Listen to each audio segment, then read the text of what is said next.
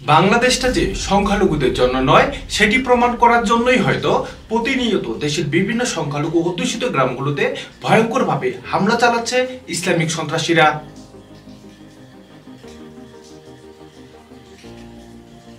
নীলফামারী জেলার ডিমরা উপজেলা সংলগ্ন বাবুপাড়া হিন্দু পল্লীতে গত 20 জুলাই 2025 তারিখে প্রকাশ্য দিবালোকে হামলা চালিয়েছে ইসলামিক সন্ত্রাসীরা।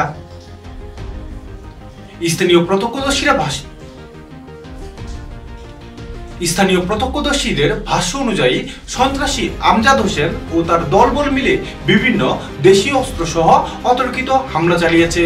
বিভিন্ন মন্দিরে ভাঙচুর ও লুটপাট সহ অগ্নিসংযোগ করা হয়েছে সংখ্যালঘু হিন্দুদের বাড়িঘরে। সামাজিক মাধ্যমে ছড়িয়ে পড়া ভিডিওতে দেখা যায় সন্ত্রাসীদের হামলার শিকার হয়ে আতঙ্ক ও ভয়ে নিরুপায় হয়ে বাঁচার আকুতি জানাচ্ছে সেই গ্রামের সংখ্যালঘু হিন্দু নারী, পুরুষ ও শিশুরা।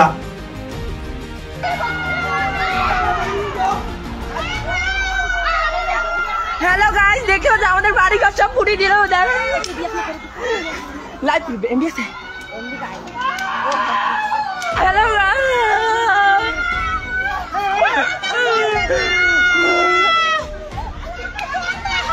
আমাদের বাড়ি ঘর ভাঙচুর করতেছে, দেখেন আগুন লাগাই দিছে। আমাদের ঠাকুর টুকুর সব ভাঙিয়ে দিছে গাইস, দেখেন আপনারা। আমাদের উপর অত্যাচার চলতেছে, দেখেন আপনারা।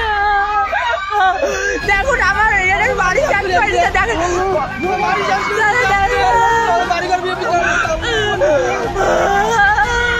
দেখুন মারে আর আমাদের কি করে দিচ্ছে।